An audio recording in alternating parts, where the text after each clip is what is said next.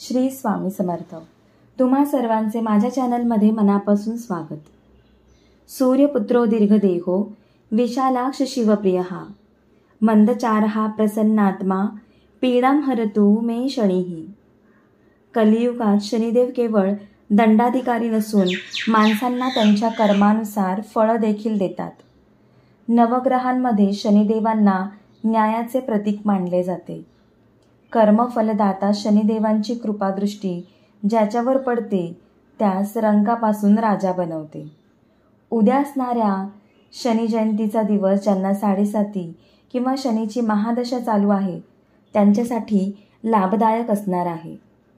आजच्या व्हिडिओमध्ये आपण शनिदेवांची पूजा कशी करावी, पूजा करताना पाळायचे नियम आणि शनिदेवांना प्रसन्न करण्यासाठी केल्या जाणाऱ्या काही सात्विक उपायांबद्दल जाणून घेणार आहोत।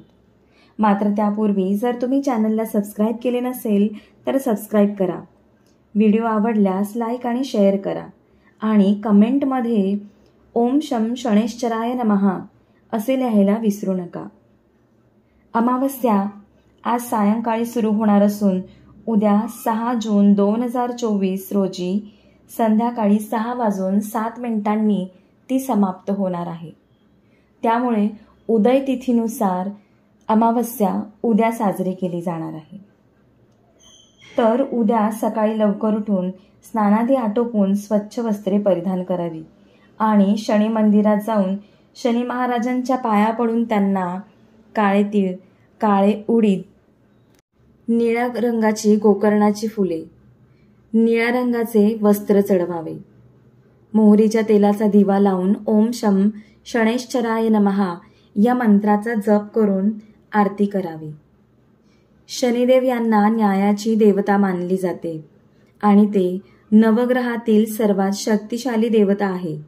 त्यामुळे त्यांची पूजा करताना काही नियमांचे पालन करावे, काही गोष्टींची काळजी घ्यावी। शनी महाराजांच्या पूजेत कोणत्याही प्रकारची अशुद्धता ठेवू नये, त्यांचे दर्शन घेताना त्यांच्या डोळ्यात पाहू नये। त्यामुळे पूजा करताना आपली नजर नेहमी खाली असावी।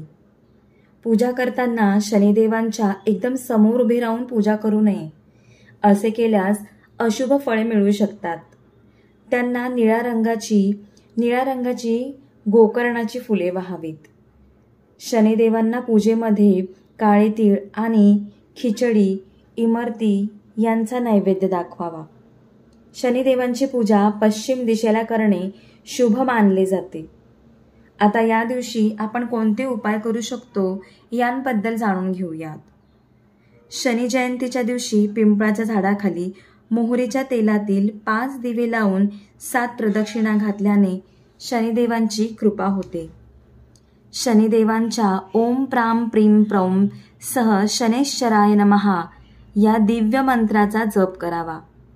7.5 शनीची महादशा असे दोष असल्यास शनिदेवांच्या पूजेबरोबरच महादेवांची पूजा करावी। महादेवांना पाण्यात काळे तीळ मिसळून अभिषेक करावा आणि ओम नमः शिवाय या मंत्राचा जप करावा। असे केल्याने शनिदोषापासून मुक्ती मिळते। त्याचप्रमाणे शनिदेवांना प्रसन्न करण्यासाठी शनी चालीसा, शनी स्तोत्र यांचे पठण करावे। या दिवशी गरजूंना तेल, काळे कपडे, लोखंडाच्या वस्तू आणि छत्री यापैकी कोणत्याही एका वस्तूचे यथाशक्ती दान करावे।